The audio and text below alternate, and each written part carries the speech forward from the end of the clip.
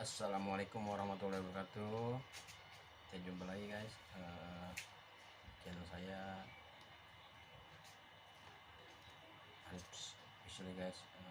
Kali ini kita akan mengulas tentang wacana militer Indonesia disebut sebagai bakal saing Amerika ya guys. Ya ini kan kemungkinan sih guys, karena sekarang ini peringkat Indonesia di dunia sudah di peringkat 13 dunia guys, 8 di Asia, dan di ASEAN Asia Tenggara kita di peringkat pertama guys, di atas Thailand dan Vietnam. Untuk di dunia kita sudah di peringkat 13, mengalahkan Jerman, Australia dan Israel guys. Kita masih di atas negara Jerman guys. Oke, tanpa banyak bacor-bacor, kita langsung aja let's check it out.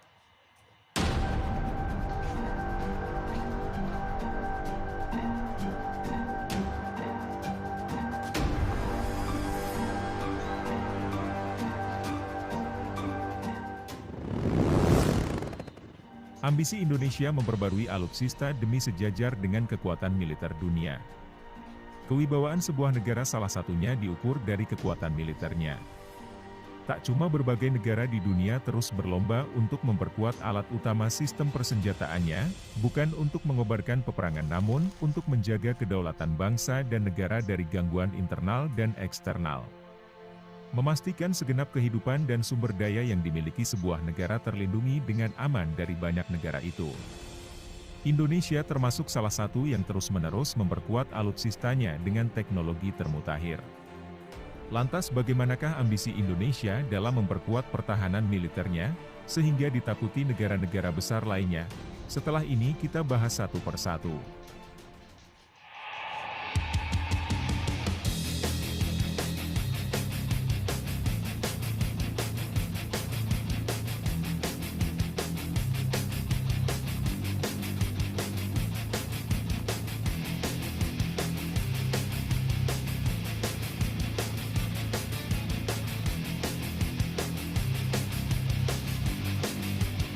Pertahanan. Oke, jangan lupa ya di like, subscribe ya. Like dan subscribe. Yang kedua tentunya pengembangan dari alutsista itu sendiri. Nah, kita setiap saat kan ada pelaksanaan pembangunan alutsista itu. Dan disesuaikan dengan perkembangan teknologi terutama karena kita Angkatan Laut adalah full teknologi. Pengalaman masa lalu mulai dari kolonialisme, masa revolusi intervensi asing, hingga meletusnya separatisme di beberapa wilayah di Indonesia, mau tak mau membuat negeri maritim ini harus membentengi diri dengan sejumlah perangkat militer terbaik. Lebih-lebih Indonesia memiliki luas wilayah yang masif dengan kondisi geografis beragam, dan dikelilingi oleh pulau-pulau besar dan kecil yang harus dijaga tiap jengkalnya.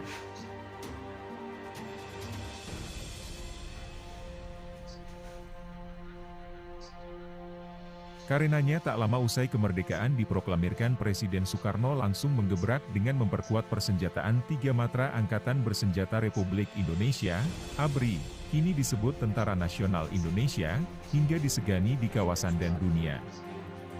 Memanfaatkan sentimen perang dingin antara Blok Timur dan Barat, Soekarno berhasil menempel Uni Soviet dan mengalirkan persenjataan-persenjataan canggihnya ke dalam negeri. Tak pelak kapal perang buatan Soviet dari kelas Super Delov dengan 12 meriam raksasa kaliber 6 inci. KRI Irian dapat lego jangkar dengan mulus di perairan Indonesia.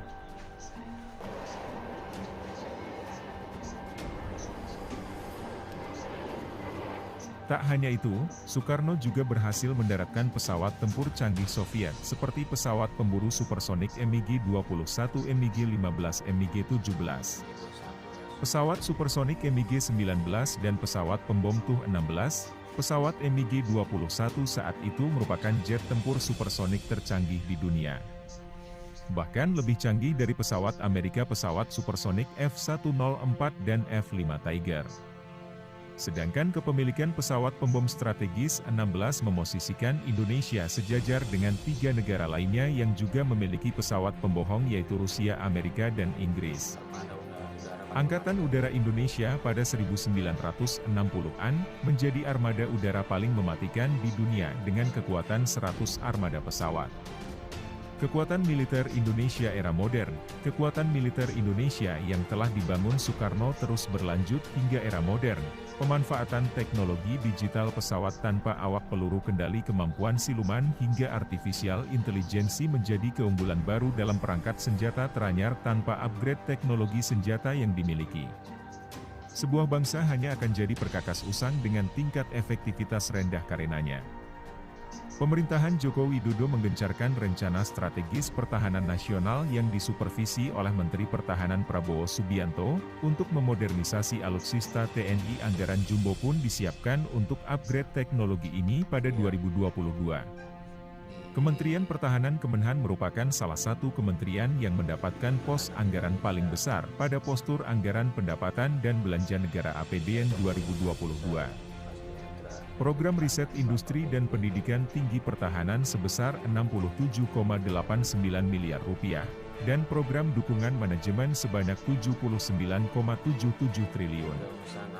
Berbekal pagu anggaran dari APBN dan juga pinjaman, Prabowo pun telah memesan berbagai alutsista canggih dari berbagai negara. Baru-baru ini misalnya, Kemenhan telah memesan sejumlah peralatan tempur dari Prancis usai Prabowo bertemu Menteri Pertahanan Prancis Sébastien Lecornu di Jakarta pada tanggal 25 November tahun 2022 lalu. Prabowo telah menjajaki kemungkinan pembelian 2 kapal selam serang Skorban. Dilansir dari Military Today, kapal selam ini mampu membawa 30 ranjau laut dan melaju dengan kecepatan 20 knots dan membawa 18 torpedo serta misil. Tak hanya itu, Indonesia juga memesan 42 jet tempur Rafale senilai $1,8 miliar dari Prancis. Dari pembelian jangka panjang ini, Indonesia akan memboyong 6 unit terlebih dahulu. Adapun untuk terus memperkuat pertahanan udara nasional, Kemenhan tak hanya menjajaki kerjasama dengan Prancis, kala menjamu Menteri Pertahanan Amerika Serikat, Lloyd Austin, pada November tahun 2022. Prabowo pun berdiskusi terkait pembelian jet tempur F-15.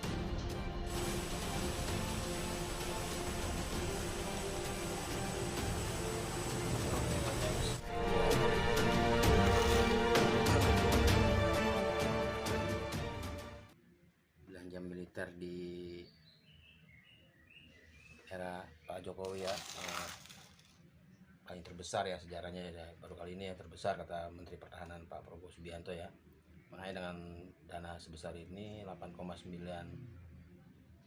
miliar dolar Amerika langsung beberapa alutsista kita borong ya, diborong Pak Menhan Pak Prabowo Subianto ya, seperti jet tempur Rafale 42 unit, Mirage 2000 15 unit, lalu ada lagi F-15X buatan Amerika ya, juga sudah dinegosiasi ya. Terus ada juga yang kerjasama dengan Korea Selatan, KF-21 Boramaya, itu juga sedang proses ya.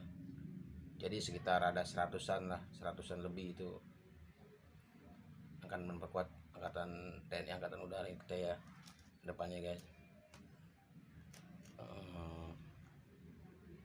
Bisa dikatakan mungkin kalau dengan pertambahan alutsista udara sebanyak itu ya, mungkin bisa naik di 5 besar kita ya di tahun depan ya, atau tahun berikutnya ya.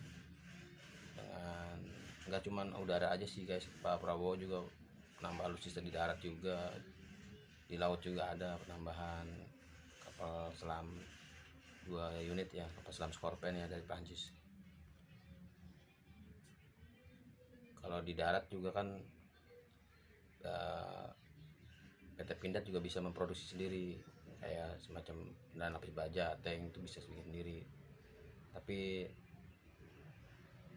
nggak ya, mungkin ada juga yang impor gitu, banyak juga yang impor juga kan, kayak tank buatan Jerman, tank Leopard kan gitu ya. Dia lebih bagus lagi sih kita produksi sendiri gitu kan. Seperti senjata kan pada itu kan memproduksi sendiri kan, PT Pindad senjata laras panjang itu. Oke guys, sampai di sini dulu ya, membahas masalah ini ya. Kemungkinan Indonesia mudah-mudahan di tahun depan itu udah bisa masuk 5 besar ya tingkatnya ya, mengalahkan Italia, Turki, dan negara lainnya ya. Bisa di bawah Cina lah paling nggak minimal ya gitu. Oke, wassalamualaikum warahmatullahi wabarakatuh.